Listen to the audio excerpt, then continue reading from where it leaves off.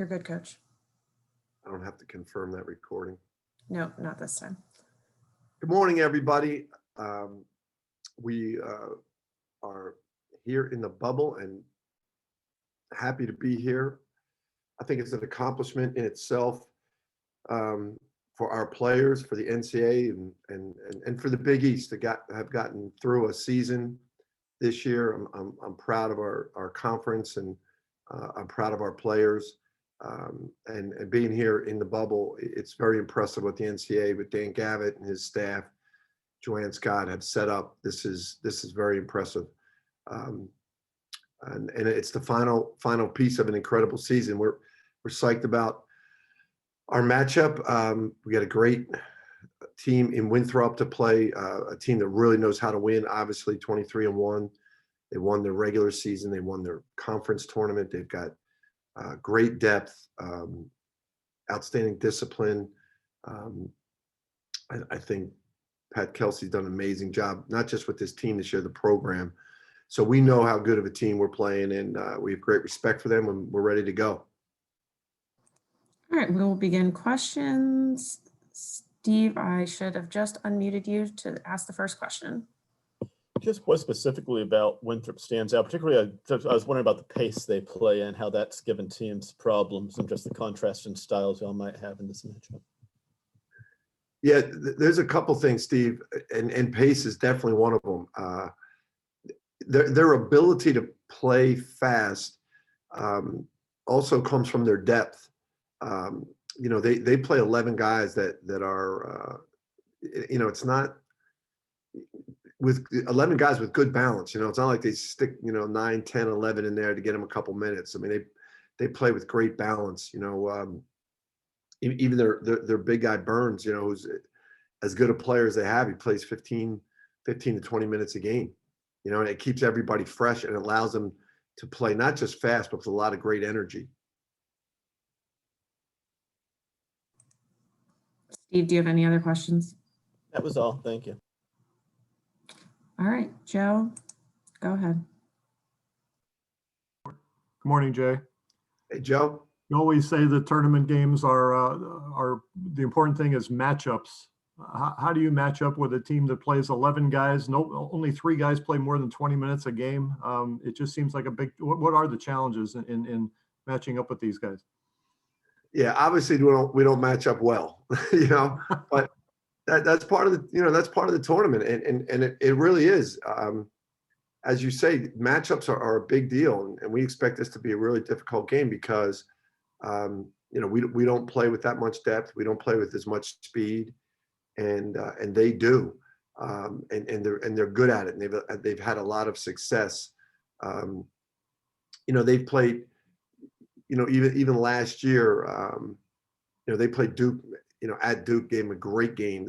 They've played major conference teams and been very effective. They've dominated their conference. And they've got a 6'7" point guard in Chandler Vaudrin that you just don't see that anywhere. He's physical. He passes it. He scores.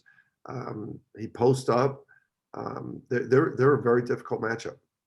And we've talked a lot this year about your defense, but defensively in your last 6 games, you're only giving up 60 points a game, allowing 40% shooting and less than 30 from 3. So, but you're 3-3. What do you have to do better? What do you have to do better on offense on Friday night? We are getting there defensively, Joe. It's just been one of those years. We haven't been consistent, but it's an area we'll be getting a little bit better. Even in the Georgetown game, I thought we were okay. But offensively, we're losing. We lost our leading scorer and our most dynamic player, the guy that creates shots for everybody else. So we've been adjusting offensively to try to find other ways to create high percentage shots. And I thought we did a better job in the Georgetown game than we did against Providence. Playing without Conn, but obviously not good enough. But that's the area we've been working on. We've got to improve going into this Winthrop game. Thanks, Jay. You got it, Joe. John Fanta, go ahead. Jay, good morning. You've been used to winning the conference tournament, at least the 3 previous times heading into the NCAAs. I'm just curious, what do you think the differences are, the potential benefits are of having, kind of the different circumstances of a full week leading into this situation? Good morning, Johnny. I definitely like it the other way. I like winning the tournament and then coming to the Big East tournament. That's much more fun, and I think it's more advantageous heading into a big tournament like this. I don't know. I don't know if we can really take advantages going, into this.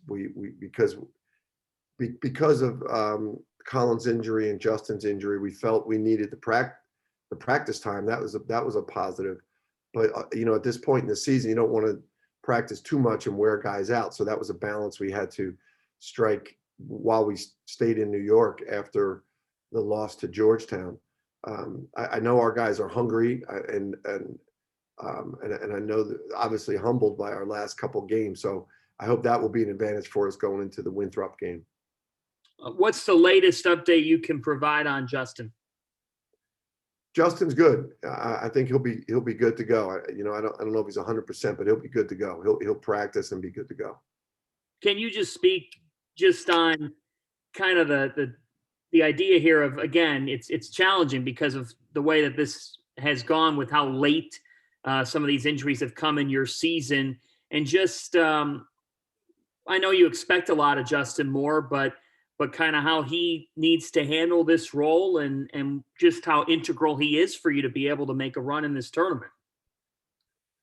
Justin is going to be a very integral part of our offense and our defense, our leadership, as is Chris Arcidiacono. Chris Arcidiacono gets a lot of responsibility now, as does Caleb Daniels.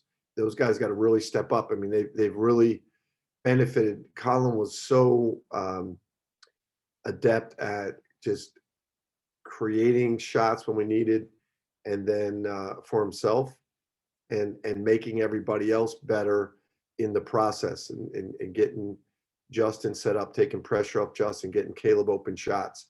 And Justin's got to do all of that now, as Chris Arcidiacono does. So both of them are going to have to play much bigger roles now in our game against Winthrop. Howard, go ahead. Good morning. I want to ask you about something that we all see at the end of every NCAA tournament on TV. Those of us not coaching in the championship game, the One Shining Moment video. I'm just curious whether from your championship teams, you've ever shown those videos to recruits or used that as a motivational tool for current players. Yeah, that's definitely two of the uses of that song and that video. It's always a part of recruiting visits, and it's always something you watch during the year. It's a song. It's a song sometimes you put behind other videos. The video will show. They actually, I don't know if they do this just when you win it or they do it all the time, but they do one version of it that's just your team, and that's a really cool one that we use a lot. Thank you. You're welcome. Tom, go ahead. Jay, good morning. I'm curious, twofold towards this. How, for you, have you changed preparations, not only because of the bubble, but, as you questioned earlier, the team had been so successful in the Big East tournament, winning 3 straight, and now coming off a first round loss. How have you changed preparations this week because of those two factors? It's completely different. Usually, we've been coming back on Sunday, and we know the guys are worn out physically and mentally, and we probably do less practice in preparing for the NCAA tournament than most teams because we wanted to give them off Monday and Tuesday. We'd still get together, but we wanted to get fresh legs for the tournament. Whereas this year we needed to practice because, we had to kind of recreate how we play without Colin. And then we need to give Justin Moore a couple days off after the Georgetown game, and then needed to get him in practice to get him acclimated to a new role. So it's been completely different than anything we've done before because of losing in the first round and because of the injuries to Colin and Justin.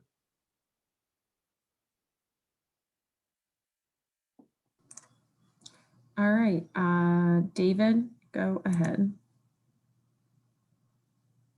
Hey, Coach. Have there been during this time to get ready for the NCAA tournament, anything from the Big East tournament that stood out from you that you take into the NCAA tournament?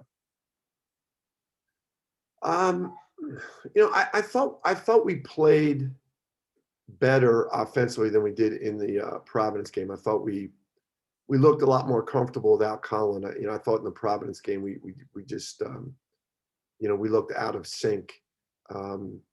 But I thought in the Georgetown game we didn't play that poorly. Georgetown was playing great basketball. We obviously had a chance to win that game in the end.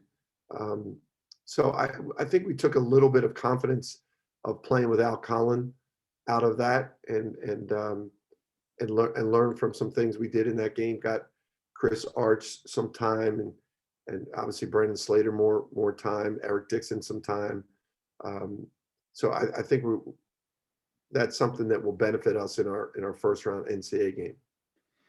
Is there any particular Big East team that resembles your first round matchup? Yeah, I think they're a combination of Butler and Creighton, where they play really fast like Creighton and really disciplined defensively like Butler. And did you guys go back to Philadelphia after being in New York all week to go to Indy, or did you go right to Indy from New York? We stayed in New York the entire time and practiced there in New York, and then we got to Indy Monday. All right, good luck. Thanks, David. Austin, go ahead. Morning, Jay. Morning, Austin. Given you guys were already in this setting at the beginning of the year up in Connecticut with the bubble, do you think that gives you guys some sort of edge over the other guys, maybe? I hope so. It is similar.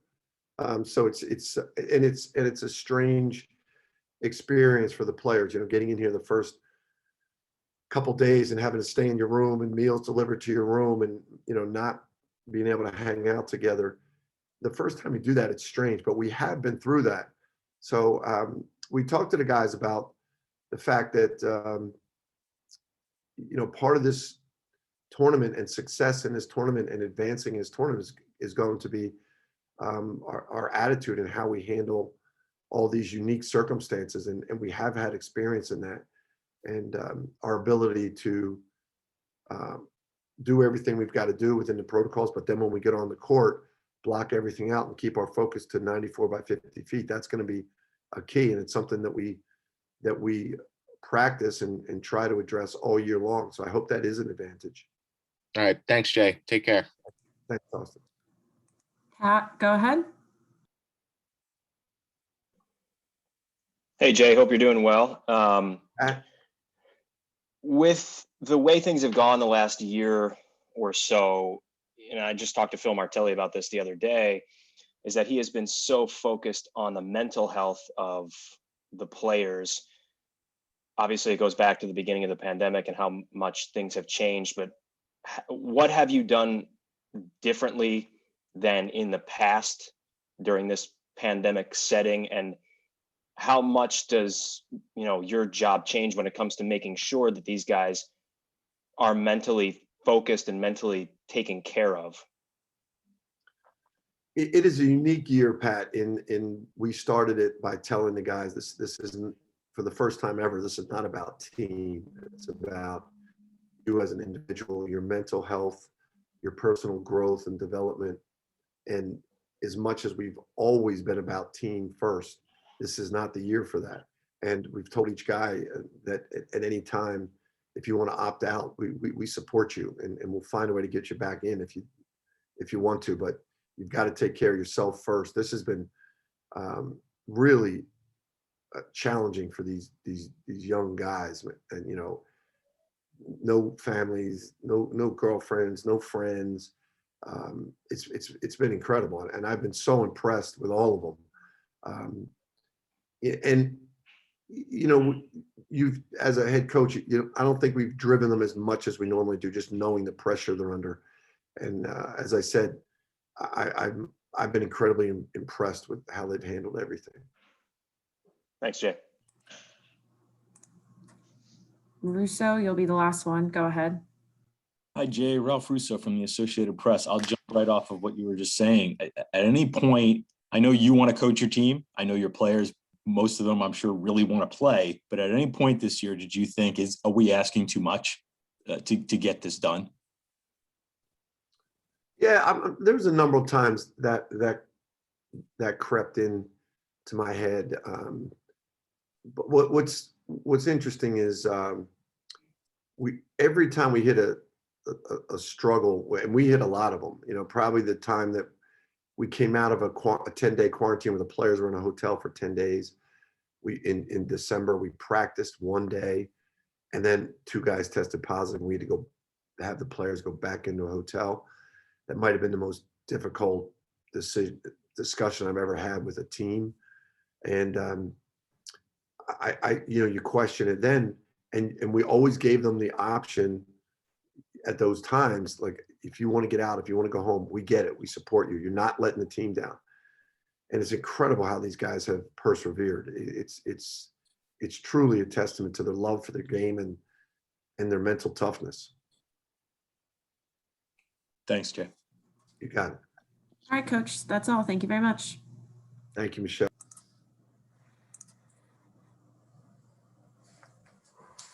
Good morning, Jeremiah. Morning. The depth of the depth of Winthrop is pretty strong. They play 11 guys, and only 3 other guys play 20 minutes or more a game on average. What have you seen from the depth, and how are you guys going to have to cope with that? You guys play pretty much 8, and they play 11. How do you see the matchups with that depth?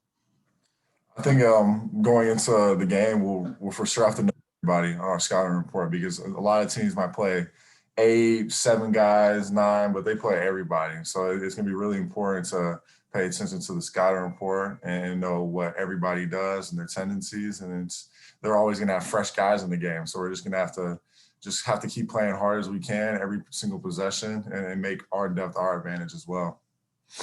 And you guys have, for lack of a better term, you guys have pretty much had to learn how to play again without Colin, and you've done it in 2 games. How is that development going, and how confident are you that you can get pretty much back to normal now for Friday night's game? I think we've been doing a great job. We had 3 days of practice after our Georgetown loss, and I think we had 3 really solid practices, really just focusing on the little things and back to the basics. And then when we were running offense, just getting used to Arch has been doing a great job, and Justin, all the guards have been doing a great job filling into that position. I think we're in a good spot going into the tournament. Thanks, Jeremiah. John Fanta, go ahead. Jeremiah, good morning. What is something people don't know enough about Chris Arcidiacono? So Arch is the definition of Villanova basketball. This kid, he brings it every single day in practice. And I think people sometimes just see like, oh, a kid's not playing. He's not that great. Arch is really good at basketball. I think you've seen that in the past 2 games that he's played, that he plays his heart out, and he gives everything for this team. And he's going to be really great for this program. Of course, the goal was to come out with a Big East tournament title, but you try to make the most of a situation, I'm sure, like you have throughout this entire wild season. Mm-hmm. How do you think, you've talked about practices, but from a mental standpoint, that you and your guys have tried to make the most of some of these days in a season where I'm sure fatigue, the testing, all that stuff has played a role, that you've gotten some time here to kind of look and look at your situation? Yeah, I think the mental aspect is huge. I was on when coach was talking about how we've really been putting ourselves out there mentally, physically every single day. And I think we could make an excuse about it's a pandemic year, but we love the game way too much to give it up for anything. So I think definitely it is a mentally rough year, but we definitely love the game way too much in Villanova basketball and everything the coaches, and we just love playing for each other too much to give that up. Thank you.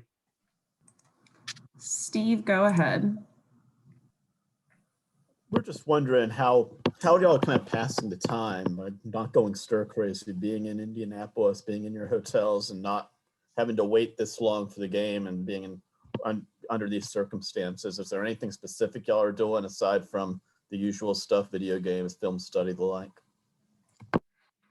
I mean, they try their best every single day just to make sure we're not going stir crazy. Like, just get us over to the gym for classes, just to kind of get us out of our room so we're not sitting there all day. And then when we have practice and film, just to kind of get our mind off going back to the room. But I mean, it's hard to fill up the full day, honestly. So when you go back to the room, you just kind of have to, with your roommates, just find things to do. Like, even if it's watching a show or just playing video games or just anything to kind of get your mind off of it, because it's tough. It's tough for everybody, because I mean, there's a lot of, I think we did a great job throughout this year. And I think now we've put in all that work and all that mental drain at times. It might get to us more than other days, but I feel like it's just all worth it now.